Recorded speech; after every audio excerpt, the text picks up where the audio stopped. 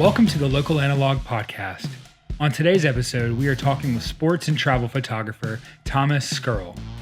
Thomas is a Toronto-based photographer whose work has been featured by companies like Google, the Toronto Maple Leafs, and the CBC, and so many more.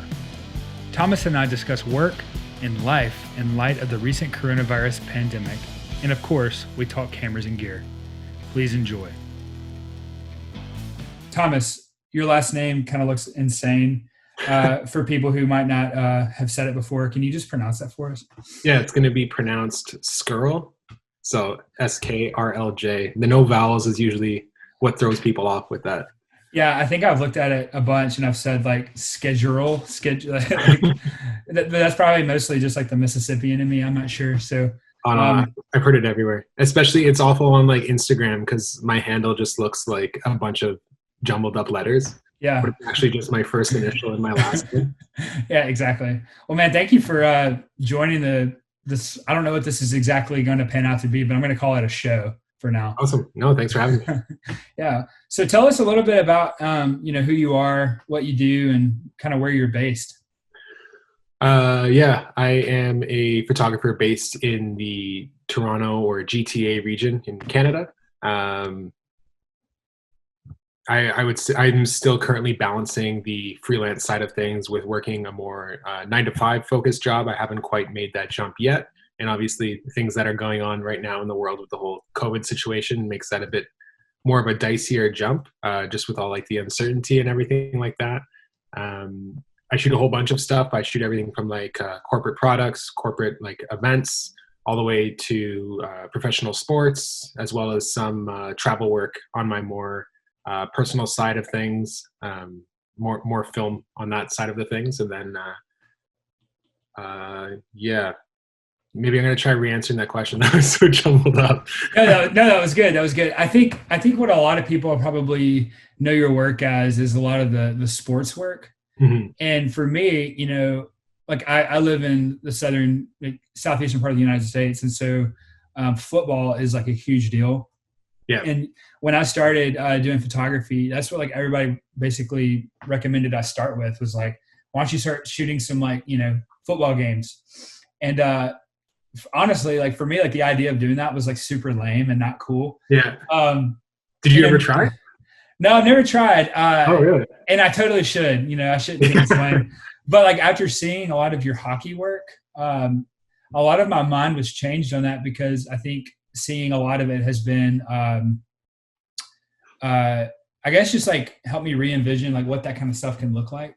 If you haven't seen Thomas's sports work, you should totally go and check it out. I mean, you've implemented like using the Hasselblad, you've implemented using the Leica, black and white, things that you just don't really see a lot of people doing. Yeah. And I think that's really cool, and I think that's a really cool way to get your work out there, and it's probably why you've been able to maintain so much work. Yeah, it's definitely something you don't see as much anymore. There are still a couple people who will shoot film here and there, but it's really not a medium that's made for how fast and like the need for autofocus, the need for frames per second, and everything like that. It completely contradicts that by walking into a sporting event with something like a Hasselblad. Yeah. But that's part of the reason why I actually enjoy using a Hasselblad in a situation like that. Yeah. I kind of like people will look at you and be like, what the hell are you doing bringing that here? But I like the, not only the challenge, but once you do nail a result, like medium format, it's such a step above 35 millimeter for me. Oh, totally. So yeah. I just love it. And it's just a way for me to like differentiate my work. I think I'm not very well known, but like with my audience that I have on Instagram or Twitter, it's very film focused, and I think a lot of them will kind of associate a Hasselblad with me. So with me being able to bring that into every aspect of what I shoot, I think that helps out a lot. But yeah, it's tricky because I've heard that from a lot of people where they say like, oh, your sports work is very different from other sports work that they're used to seeing. And well, that is like a huge compliment to hear, especially because sports is like, there's only so many places you can shoot from, so many angles you have access to. I think it's also because people are restricted to usually only seeing like the traditional agency work or stuff in like a newspaper, which generally they're not going to pick like the super creative work. They're going to pick more of like the standard goal Yeah. celebration or whatever it may be. Yeah. But once you kind of get into the sports world, there are so many incredibly talented sports photographers that really kind of push that boundary. Not necessarily shooting film, but just like the creativity and the planning that goes into a photograph ahead of time that Yeah. would really, really surprise people. Yeah, for sure. Yeah. So I guess you and I first met. I mean, we've never met in person, Yeah, though not yet. we've got mutual friends that you've met in person that that I know. And so it's literally just a matter of time at this point. If we can ever fly on airplanes again, Yeah, but I'll drive. yeah, make the 20-hour trek down. But I guess we met and we've kind of been in a group text with a few other photographers for like 2 years, and just kind of gotten to know you. And I remember whenever you found out that you were going to be able to go shoot the Youth Olympics, that was a huge deal. Yeah. Tell me about that. What was that like getting to? You were in. Remind me where it was. It was in Lausanne, Switzerland. Yeah. Just tell me about how that was. Yeah. Oh man, I can remember so many aspects of that like perfectly. Like that was definitely like the biggest step for me in my career by a long shot. I also think it's where probably my best work so far has come out of. And even when I was first sat down and told about the opportunity, I kept kind of like guessing like, okay, I know it's in Switzerland, but what would I be doing here in Canada? Because I couldn't believe that they actually wanted to send me like overseas. Like sounded insane, such a big jump. But then it happened. I went over there, and it was very different from a real Olympics. Not because I have experience, but based on what other photographers were telling me. It was a lot more laid back in terms of what you have access to, how much you can move around, how many photographers were there. The pressure was a lot lower in that sense. But I think it was a perfect opportunity for me, for someone who hasn't shot something like an Olympics before, because it allowed me to be a lot more creative. The pressure wasn't as high on me. And it was really cool being like the only photographer there from Canada. So I was basically supplying for CBC, our Canadian broadcaster, as well as Team Canada. And just kind of being able to put your name on all that work is something that is incredible. Yeah. I'd say the hardest part was almost every single sport there, except for a few. It was the very first time I've shot it. And then let's say they do 2 or 3 runs, and that's it. And you have to make sure you get that shot. So that's when I think the overall photography experience comes in, because when they're doing, let's say, downhill skiing and they're flying by you at like 120, 140 kilometers an hour, you need to know ahead of time. Like you can't be guessing as they're going down, but like, oh, maybe I'll get this shot. Like you have to really kind of see that shot ahead of time. And that was something I was really having to do a lot. Like it was a lot of planning when I was going to venue, thinking, okay, what's the angle I want? What's the shot I want? And what is the shot that I need? Like, is it someone who's probably going to medal? Well, if they are, I need to be at the finish line.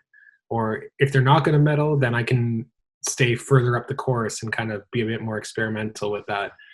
But it was awesome. Like having 2 weeks just to focus completely on photography, and especially just sports photography, and to be in the middle of it all was, I can't even describe it with words. It was the best thing ever.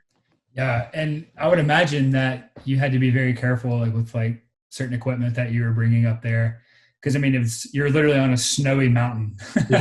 Yeah. And so it's like you had to be very conscientious about the type of camera or the lens that you were choosing. Give me the rundown. What did you bring up there with you?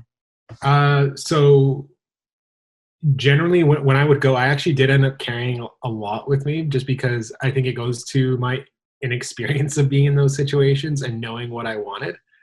I had 3 Sony A9s, A9 IIs, which Sony actually helped me out and sent me a bunch of gear to bring. So thank you to them. So I had 3 Sony A9 IIs. I would bring a 400 2.8, a 70 to 200, and then usually uh, 24 to 70 or 16 to 35, 2.8. I would switch that around depending on what the sport was. And then I would also have a small shoulder bag with my Hasselblad and film and like the backs in there. So you can imagine hauling up a snowy mountain in like knee deep snow, and like you have like spikes on the bottom of your boots and everything. It can be a lot. It's Yeah. like you definitely need to plan ahead of time. Like I remember the first event that I was shooting, we got there very close to when it was starting, and I had all that equipment. And I was looking at the course. I'm like, okay, I want to shoot here. So I looked out into the mountain, and it didn't look that far. It was maybe like 400 meters away. And it took me like 20, 30 minutes just to climb up to that spot. I had the monopod fully extended, like Yeah. sticking it in the snow, pulling myself up. And the monopod went right down. It was insane. Oh my gosh. It's Yeah. like I had to like talk to myself, being like, Thomas, like you want to be here. You got to get to that spot. Just like trying to motivate myself, just because Yeah. it was it's high pressure if you don't get to that spot and everything, and the Mhm. frustration of kind of being close to that starting bell, it, Yeah. it makes you a bit concerned. Yeah, man, I bet. What was it like coming back home? Like, you just left like you know, probably for you an opportunity, like several opportunities in your lifetime to do that kind of stuff. But like, what was it like coming home after that kind of trip? Like, what was next for you? Like what? Oh man, How do you like literally and figuratively come down from like that mountain? You know what I'm saying? Like, yeah, that's a really good question. It's it was actually very difficult at first, and I think the main reason is I had 2 weeks to completely focus on what I really love to do. So while I do work another job for an agency in not a photographic aspect, um, having 2 weeks to focus just on what I really love was incredible, and it really showed me that yes, like this is 100% what I want to do, and I can do this. So it really helped me like with the confidence of that. But then coming back and shooting some things like corporate product or something like that, or like some corporate event, I was just really kind of, you really had to push through those, knowing that like it's kind of a step you have to take, because those opportunities don't come up every week, right? Like no one's gonna say, there's not enough events happening. right. um, but yeah, it was really, once I came home, it was just difficult to kind of move on to the more mundane or regular types of shoots that I did, and it was all just planning for whatever that next thing was. Like, what was the next step that I wanted to work towards? Yeah. What was it like working with such a large client, such as CBC, or just the Olympic organization? Was there a lot of interfacing between you and them, or did you have a lot of like middle people, or what was that Yeah, like, that process working with them? yeah, I worked with Team Canada quite a bit before. I interned there back in 2016, and then ever since then, I've just kind of kept in touch with people there. Especially, I have a really good friend who's their videographer, and a good friend who's in their comms department as well. And they made it very easy for me to kind of work with them, in the sense that I already knew who I was going to be with. So during the whole trip, I was with my friend Josh Sue. So he works comms for Team Canada. And then I was also with a reporter. So he was writing the actual stories that I was providing the photos for, Devin Haru. And then I was with basically both of them for the whole duration of the trip. And that was really easy all along. Josh, I knew. Devin, I didn't know originally, but we got along great and everything. It was a really good working dynamic, especially because Devin has a bit more experience. So he would tell me what he wants and what he needs for the story. So it allowed me to be creative, but within that realm. Instead of him just saying, go shoot, he would say, I need this photo and I need a photo of this celebration. And then I could kind of work around those parameters and provide the best image that I was capable of getting. Yeah, that's really helpful. I think that's like one of the biggest distinctives between like a commercial job and just like personal work in general is Yeah. like oftentimes with commercial work you have a specific objective, and that can be so helpful. Because if you were just like thrown on that mountain and you were just supposed to kind of like meander around, I mean, I almost feel like the options would just like kill me. Um, Yeah. because you've got literally like 7 cameras around your neck, and it's like, well, I could get this shot with the Leica or the Hasselblad, or I could, get like a bunch of different shots with the A9. Yeah. So I would imagine like the the rigidity of having an objective would be really helpful in that kind of scenario. Yeah, and especially in those situations, like you really need to make sure that you do have something. That's the thing, Yeah. especially if it's the first time you're shooting a sport. You don't know how necessarily it's going to go. Like you may have a practice run to do trials with. A good example is when I was doing like skeleton and luge, like when they go down like the ice Yeah. tracks. I would be positioned in one place and I would set up a remote somewhere else because Mm. they whiz by you so fast that if for some reason you miss focus or something, that's it. Like you don't have another chance, right? So at Yeah. least by setting up a remote camera, I had the option to get 2 photos.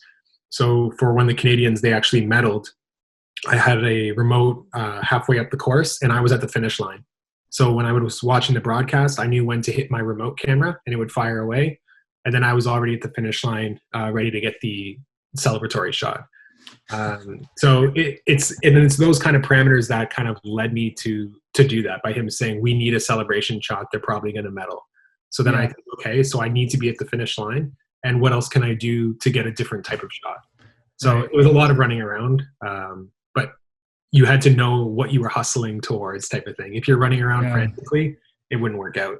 Yeah, I would imagine that most people, I mean, I certainly did not know this, but like I didn't realize that many sports photographers like have remote cameras set up, Yeah, and like you weren't even necessarily behind the camera when a certain shot was captured, and now it's like, on the cover of this like article or wherever it finds itself, and that yeah, that that, that just blows my mind. I didn't realize that, like, and you're talking about like putting putting a camera in the rafters of a hockey arena, and it's just that's mind-boggling to me.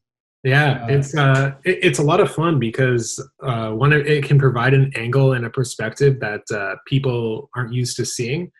Um, and some moments in sports, like it does look better there. Like I know, like the Leafs photographers do it a whole bunch where they'll have one either above the net, they'll have it in the net, they'll have it like in the boards behind the net. Like there's so many different options that you can do.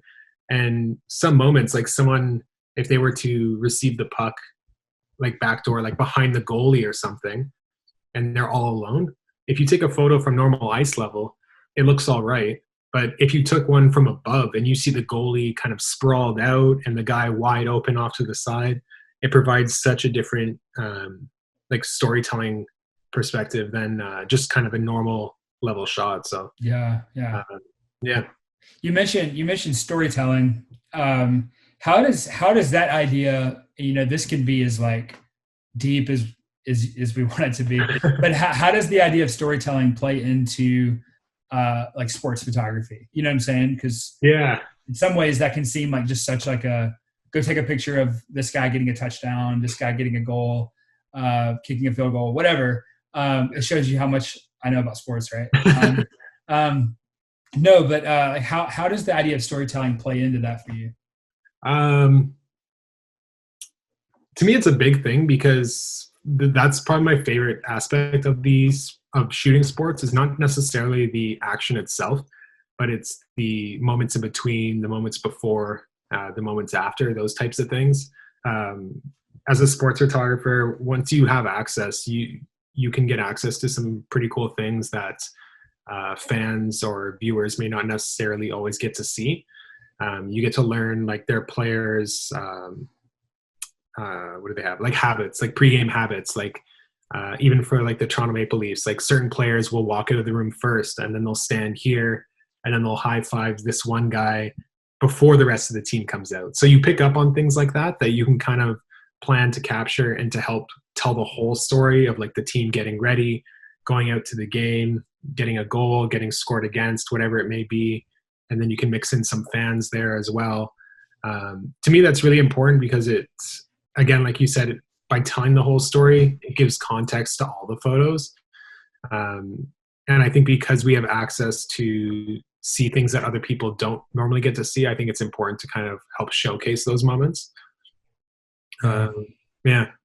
Yeah, that's awesome. I think, you know, I feel like the idea of storytelling was always something I felt like I needed to embrace before I actually was ready to embrace it. If that Yeah. makes sense. Like I just like thought it was so cool, the idea of like telling a story in pictures. But like there really, I think comes a day or a time or a moment where like that kind of idea clicks for a lot of people. Yeah. And it's usually not, while you're at your computer, working. It's usually when you're in those moments and you're like, oh, like that's a moment that is not the conventional photograph. Yeah. And so like I've been thinking a lot about for my work, like I do a lot of hospitality industry stuff, so interiors and food, and like that stuff is all staged. It's all theatrics. It's a sham, in Yeah. a lot of ways. But how to implement storytelling, and I think it comes down to like for me, I've just been kind of putting people as parts of those things, Yep. and because people always tell stories, with their mannerisms, with their the way they hold a drink, the way they, do anything. And so I've been trying to implement those things kind of in I guess my commercial work. It's a lot easier if you're shooting, street photography. You're walking around and you're just looking for a certain kind of thing to happen. Yeah. But trying to implement that idea of storytelling, as I think is something that a lot of brands are going after.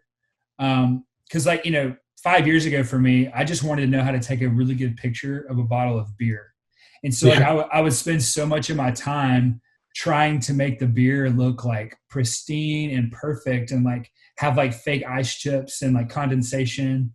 And now I'm like, well, how do we get the beer in someone's hand to communicate like a good time, Yeah. And you have brands like Apple that have just led the way in that for so long. Yeah. Like Apple is not trying to necessarily sell you a product as much as they're trying to sell you like a feeling, Yeah. which is just something that's like clicked with me personally, because like I fall to Apple's schemes like all the time. I just want to feel good. Yeah. And so I think storytelling is like so important with how we think about photography and how we communicate something. And I think I've spoken with a lot of photographers and a few agencies, and they're all looking for that. They're all looking for how does this particular thing tell a story. So kind of, I guess, fast forward today, we're in like the middle of April, kind of in the middle of this like pandemic thing. What has been your new normal? Oh man. So luckily I'm still employed with my agency, so I'm still working from home on that. Mhm. Freelance has completely gone away, just because most of the time the events I'm working or the shoots I'm working have tons of people there, so that's going to be gone for quite some time. So right now I'm still kind of practicing the whole photography side of things, but just kind of on my own, just doing more personal work, as well as going through past projects that I've done that I haven't really shared yet. Currently still sharing my past work from a trip I went to Slovenia this past summer. So I'm kind of pushing out that slowly, and then just catching up on some editing from some other projects that I'm still working on and will be working on for the next couple of years. Yeah. So that's really it. I was kind of trying to force myself to do a project based on the whole COVID pandemic, whether it's portraits of people in their homes or whatever it is. But I kind of pushed away from it. I felt like I was forcing it and I wasn't kind of actually genuinely interested in it. I was just doing it because I felt like I had to. Yeah. So instead, I'm just kind of accepting the break and just going back to my roots of what I really did enjoy photographically, like way back when I first started, and just kind of pursuing that, taking it easy. And I know the opportunity will come up for a project, whether it is COVID based or something else, when the time comes. Yeah. Yeah. Yeah. It's interesting because, like there's all this talk about like when we get back to normal, but you know, we've never, like, no one's ever experienced anything like this that's alive. And so Yeah. it's like, there really can't be like going back to normal. It's just like, we'll always, for years to come, we'll talk about, remember Yeah. that 6 months where we didn't have any work. I And part of being a freelancer, for me is like, I'm always used to like not knowing where work is coming from, like, yeah. so it hasn't been a huge change for me in terms of like it's been a change of workload, but not a change in like certainty, I guess is the word I'm trying to say. Yeah.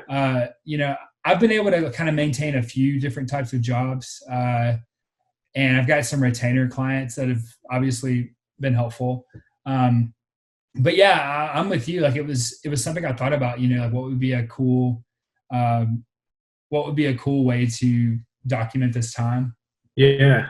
and then and then Going and through then historical time too, right? As yeah, photographers, you feel kind of forced to do something, but yeah, it's tricky. yeah, yeah. That's the thing. It's like, this is the first time in my life where like I don't really feel like the pressure to do stuff. Yeah.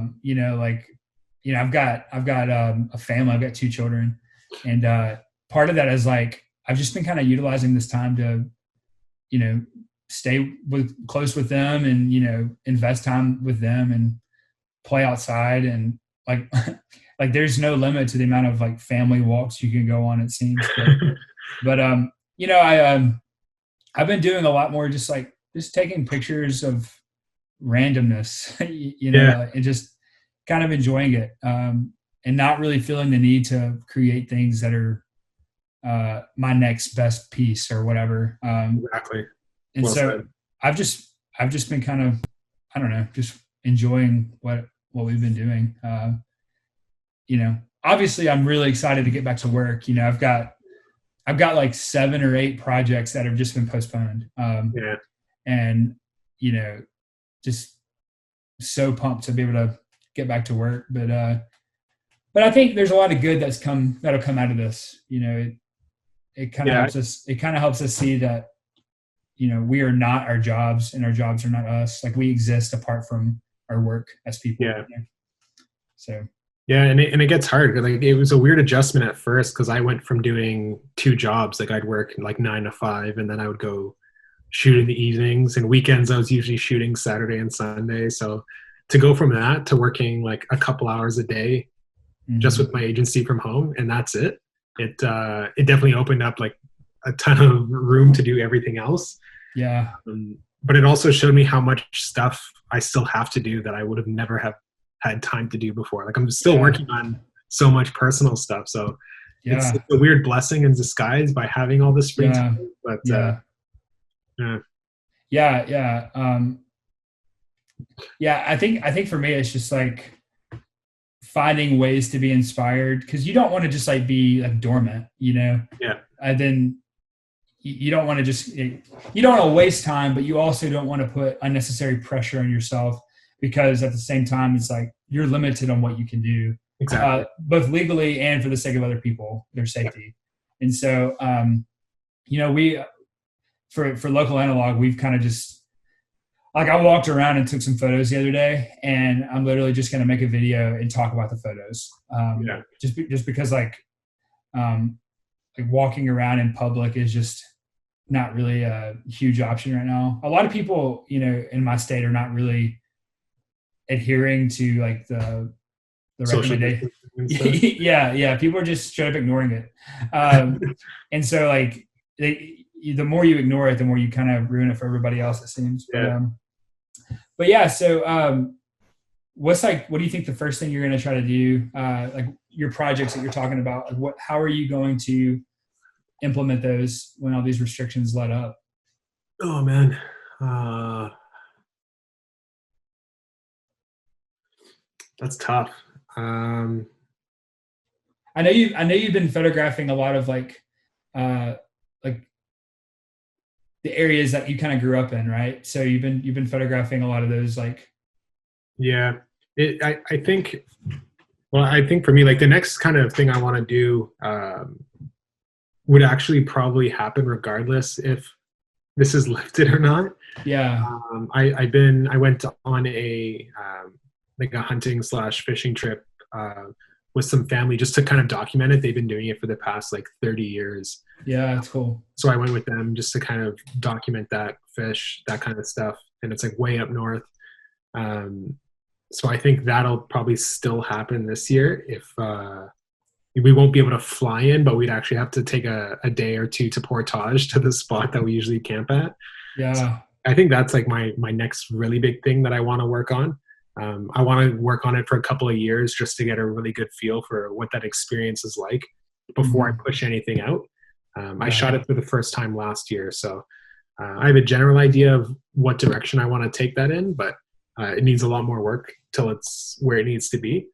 Yeah. But other than that, I'm just dying to get back to shooting sports, to be honest. Yeah. Yeah. And it's tough because we don't know what capacity it's going to come back in. Is there going to be no fans? Is it going to be at a different arena that like I may not be shooting at?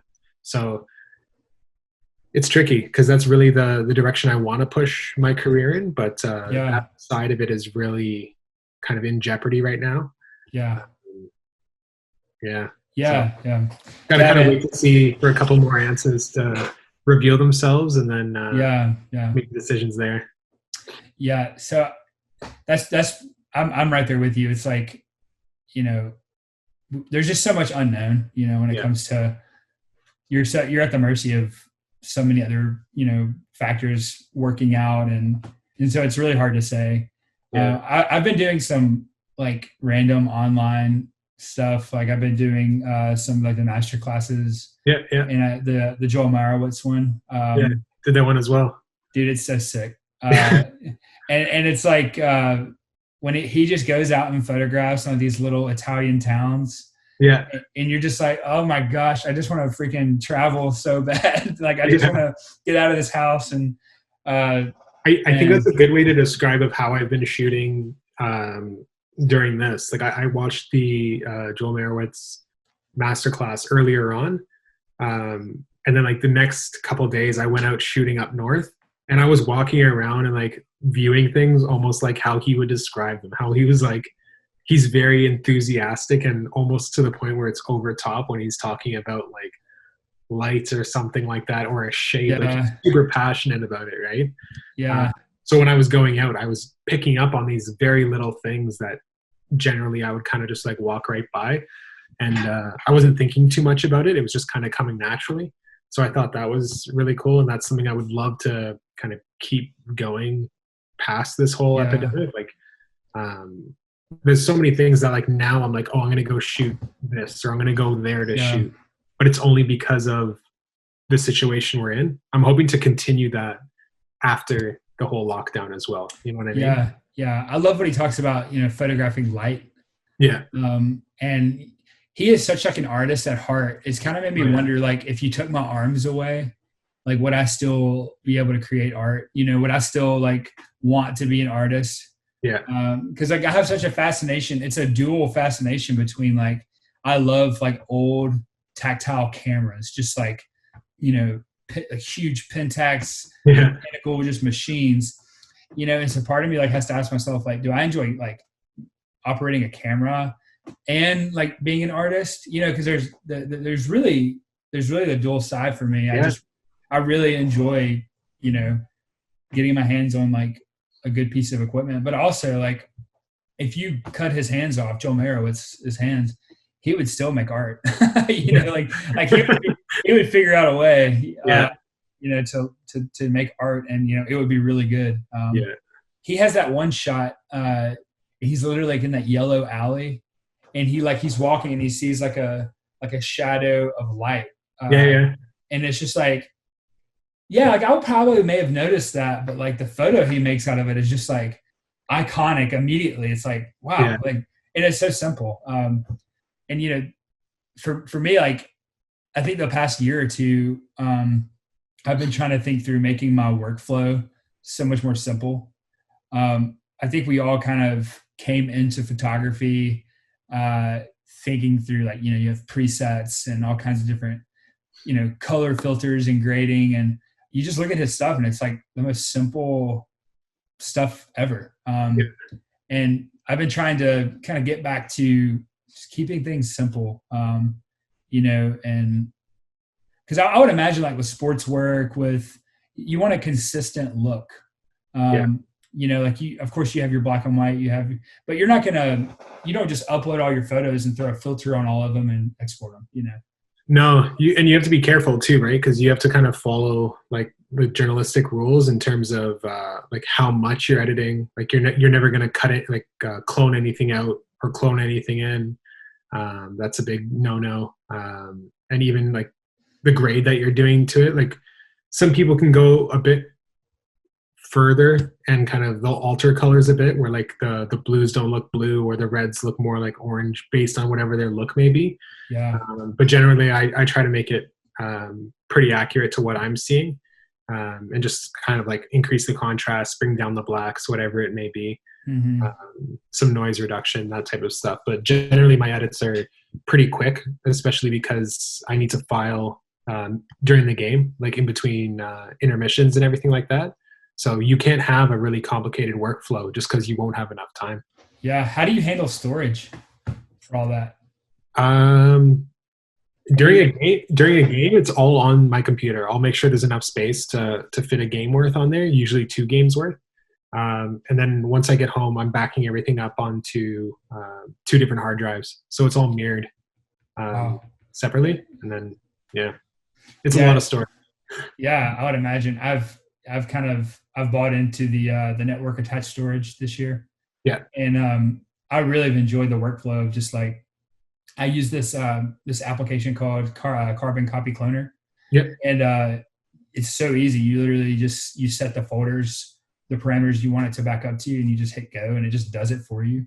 That's awesome. And so it's been super helpful. I would imagine, like with your intaking so many photos, that Team Canada or whoever needs pretty much immediately, because it's like it's news-based photography. So I would imagine you'd be pretty quick on that. Yeah. Well, like to give you I was shooting an A9 II, which is 20 frames per second in Switzerland. And over a 2-week period, I shot, it was, I forget what the exact number was, but it was 49,000 and something. So oh my gosh. Just under 50,000 images. Dude, I bet you're glad that wasn't on your own camera. Oh, exactly. It's like a fifth of the life gone, Yeah. No, it was insane. Man, yeah. I'm curious to see how the lifespan works, because it's an electronic shutter and not mechanical. I wonder if it lasts longer or not. Yeah, that's what I've read, that like it could theoretically go to like 1 million or something. Yeah. I don't know. I hope so. Yeah, I think because I'm rolling. I've got a Sony A7 III and A7R III. Yeah. I've been really favoring the R3 lately, just for the resolution. There's a really noticeable difference there. There is, and so I've been kind of rolling with those, and I'm just wondering, like, man, if this thing breaks, like, that's like $2,000 that I've just got to go and like buy another camera. It's so much easier for me to buy a film camera that I don't need than it is to buy a digital camera that I actually really do need. Yeah. I don't know what it is. I think it's because the digital camera is going to depreciate, and the film camera is probably just going to appreciate. It's so weird. Like, I don't need a Leica, like to provide for my family. Yeah. I don't need it. And I hope the IRS doesn't hear that, but like, it's not something that I need to work, but like, it's something I do like to implement every now and then. Like I'll bring it on a restaurant job and like put some Tri-X in it, and you just shoot, and the images might suck, and oftentimes they do, just because like it's so in between. It's never what I can actually focus on. Yeah. So speaking of Tri-X, speaking of film, tell me a little bit about kind of the gear that you were favoring these days. Yeah. So for client work, I am right now shooting all Sony. So it would be 2 Sony A9 IIs. And then for lenses right now, I'm keeping it really simple. Just 24 to 70, 2.8, 70 to 200, 2.8, and a 55 1/8. I'm looking to expand into more primes now that I have kind of the standard zoom range kind of like locked down. Uh, I just kind of want to build out the prime selection just because I prefer shooting primes, even though so much of my work is shot on zooms. I think having something with a fixed focal length makes you think a little bit more, and because of that, you're not panicking or like making a quick decision just because you have the ability to. You'll actually kind of plan out your shots a lot more, like I did in Switzerland, and I think better work comes out of the more planning that you do. So definitely want to go down that path. And then for film gear, it's going to be Hasselblad 500 CM and a Leica MA. On the Hasselblad, usually just I only have one lens for it. It's the 82.8, and that never really comes off. I've kind of thought about getting other lenses with it, but it just works for me right now. Mhm. And then I have a 50 and a 28 for the Leica. Yeah. And I went to Montreal a few years ago, and the only camera I brought with me was a Hasselblad 500 CM with the Yeah. 80. And it is like the most versatile camera I've ever used, Awesome. for cropping, for if you want to just do square shots, whatever you're doing. It is so easy to use. It fits anywhere. Yeah. Uh, whereas now I feel like I choose the format of film based on where I'm going.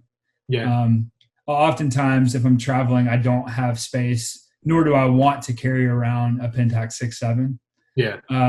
which is why I wanted to jump into the Mamiya 7 family. But it's so hard to navigate that, and so I've just been kind of using the Leica because it's just the lens is great, the camera is great, and just kind of dealing with the fact that it's not going to necessarily deliver as clean as an image as like a medium format, but I've just been using it anyway just because it's still great enough. Yeah. But I'm the same way. Like even during like this whole lockdown situation, I haven't shot the Hasselblad. I've been shooting like just the Leica the whole time. yeah, Uh, and I feel like once you get a taste for medium format, 35 millimeter is kind of hard to go back to because yeah, you become obsessed with like the depth of field or like the colors you get out of it or just the overall image quality.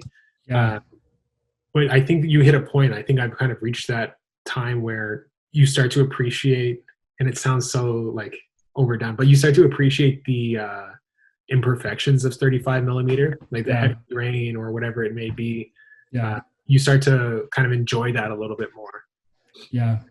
Yeah, that's just an interesting thing because like if you study a lot of these old photographers, um, and really anybody you can think of, a lot of these guys are using 35 millimeter.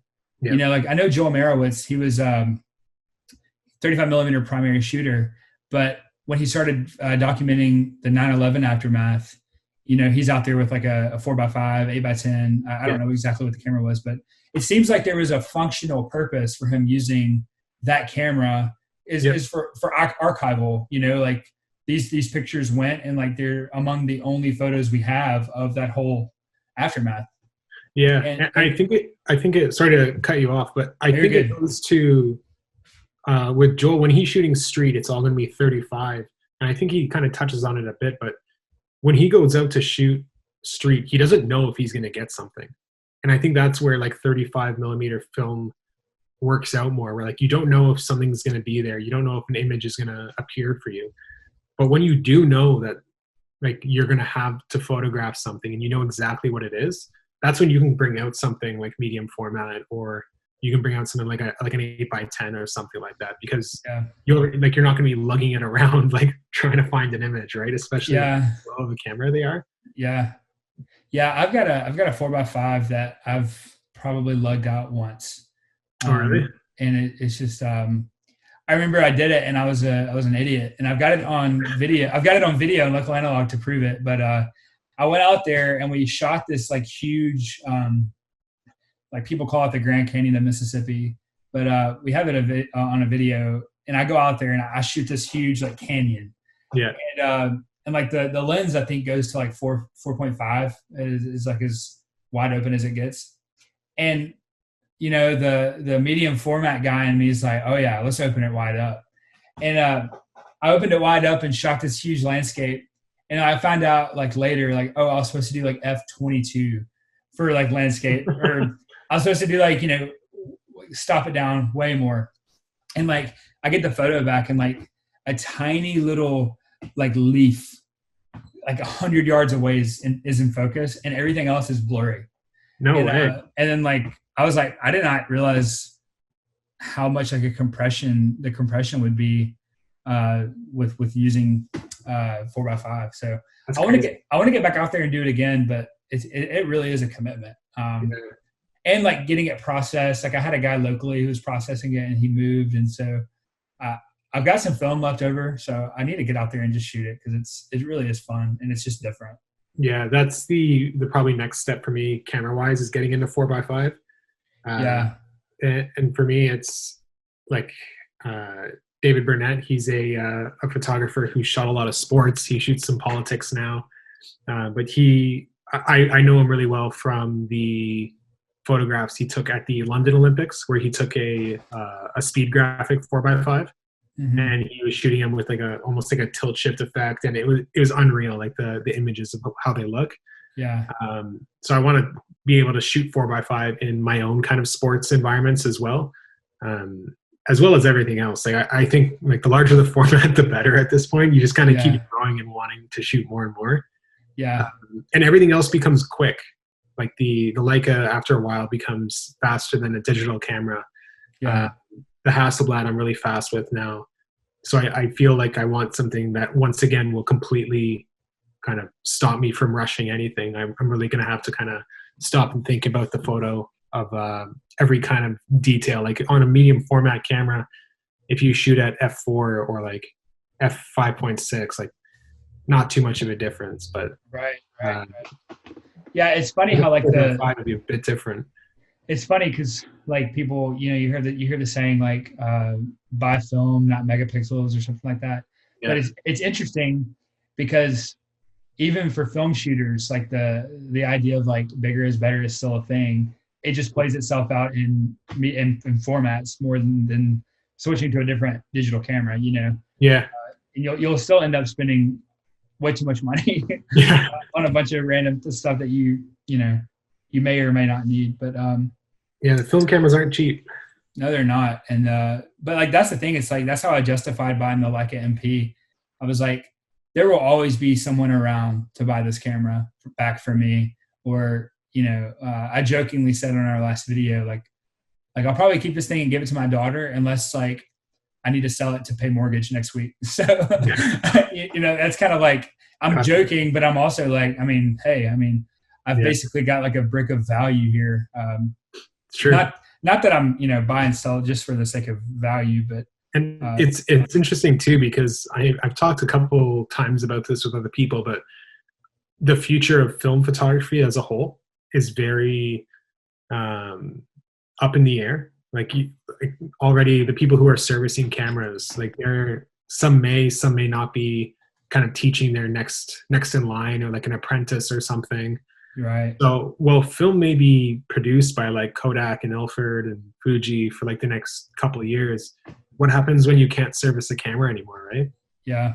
And that's where I think Leica really kind of gets its worth, is because that's probably going to be the last type of camera that'll be serviceable, just because, well, Yeah. it will cost you like $1,000. Yeah. You could send it directly to Leica to get serviced, right? Right. Exactly. My Hasselblad, once the service techs like die out, as bad as that sounds, like what am I going to do with it, right? Yeah. Yeah. I mean, and like cameras can be like beyond repair at some point. I had some issues with a Pentax 6.7, and I sent it to these guys to repair it, and ended up having to send it to them 2 or 3 times because the repair just couldn't happen. And yeah, it could have been they just didn't know how to repair it, but like Yeah. every time I send it back to him, he's like, "Yeah, man, we just keep finding more rust in the body," and it's like at some point, it's like the camera's not Yeah. repairable, and so I ended up having just to buy a new body, and thankfully Pentax 6.7 bodies are still everywhere. But so I guess like to wrap up, man, and thank you for making time to be on this. But what are some things like for young, which you and I are both young, relatively speaking. Yeah. But what are some things that you would I guess encourage younger photographers into getting from where they are to where they want to be? Loaded Man. question. Yeah, I think, and I'm going to kind of steal from another photographer with this. It's a photographer who's kind of helped me along the way a lot with answering questions, Mark Blinch. And in a recent interview he did, because he just won the best sports photo of the year in World Press. And they asked him the same question, and it was like, what advice would you give? And it's the same advice I've talked to other people who have asked me about kind of shooting sports, how to get into it, where everyone wants to start out and shoot at the top. Like everyone's first question is like, how can I shoot an NHL game or like an NBA game or whatever it may be? But that's not where you start. Like you just kind of start lower, but you have to enjoy it. Like if you're not going to enjoy shooting, let's say a college hockey game or like a college football game, whatever it may be, you're probably not going to enjoy it at the professional level that much more. You know what I mean? Right. Right. You may enjoy like the atmosphere and you're a big fan of the team. There may be those aspects that you enjoy, but like just thinking purely about the photography, it's so much easier to start out lower and kind of build yourself up. And that's how you get there. You kind of build out the portfolio. It's just like any other type of genre of photography. You shoot what you like and you build up on that. And I think it's also important to be, you need to be somewhat particular maybe about not necessarily what jobs you're taking, but what jobs you are sharing and like showing people that you've done, because that's the type of work that you're going to get hired again for. Yeah. So if you want to shoot sports, share a lot more sports work. Mm-hmm. If you want to shoot like portraits, you're showing more portraits, that type of thing. Yeah. I'm notoriously bad at that. I want to shoot sports and I'm showing like vacation photos from Slovenia. But I do think it's important to make sure that people know, because no one's going to know unless you tell them or you show them what direction you want to be moving in, or else they're just going to kind of see you as a generic photographer. So I think that kind of element of self-branding is definitely important when starting out. Yeah, absolutely. Yeah. And not being disappointed with not necessarily shooting the top tier of athletes. Like start slow, learn how the sport works. You learn the flow of the game, and then it makes it easier when you take that next step up, and the game only gets faster and more high pressure across the board. Yeah, that's great. I think like when you love what you do and when you love what you're getting to shoot, no matter how good or bad it objectively is, I think people take notice of, Thomas's work is really good, but like it's also clear that he loves what he does. And for that, man, like that, I know that goes very far, especially like in the commercial realm. Like there's nothing worse than someone who hates what they do. And like you can't work with people like that. You got to be enjoyable to work with too. Like when clients are hiring you, they're hiring you for your work, but it's also like they have to basically hang out with you for the day or whatever it is, right? Yeah. If you're not the nicest person or something like that, or you have a big ego, they're probably going to go to someone else next time. Yeah, that's so true. Like half of the battle is just finding like is those character building, and I feel like some of the greatest advice you can take heed to is just like, don't forget to build your character as much as you're trying to build your image portfolio, because it can be more damaging to have bad character than to have a bad portfolio. Your portfolio gets you in the door for sure. Yeah. And your relationships and things like that, but like your character is what keeps you in those positions to where you're able to be successful. So and the portfolio will build and stuff. Like you can't be afraid of making mistakes, or else that portfolio is just going to kind of stay stale. Like you need to make the mistakes, build on that, and kind of stick to your own guns too. Like if one photographer necessarily doesn't like a certain photograph you have or a certain style of shooting that you do, it could just be that one person. That doesn't necessarily mean that you have to stop doing it. Like it still can be something that you work on.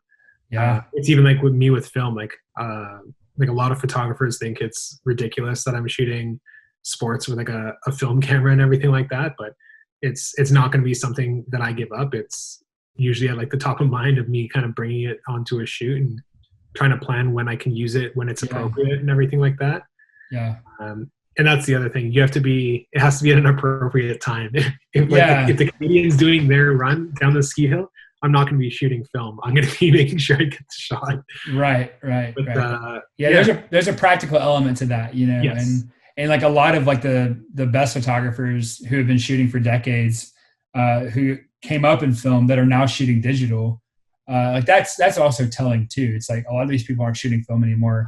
And that's because at some point, like it becomes about like the functionality and the practicalness of like, I've got to be able to give a result here. But 100%. yeah. Well, man, thank you so much for coming on and talking and just, yeah, man, it's so cool to hear kind of where you've been and where you're going. And obviously wish you the best. Where can people find you if they want to find your work? Yeah, you can see my work on Instagram, which is at TSKRLJ. And then my website, which is thomasskrlj.com. Sick, man. All right. Talk to you later, man. Have a good one. Take care. Thanks for having me, man.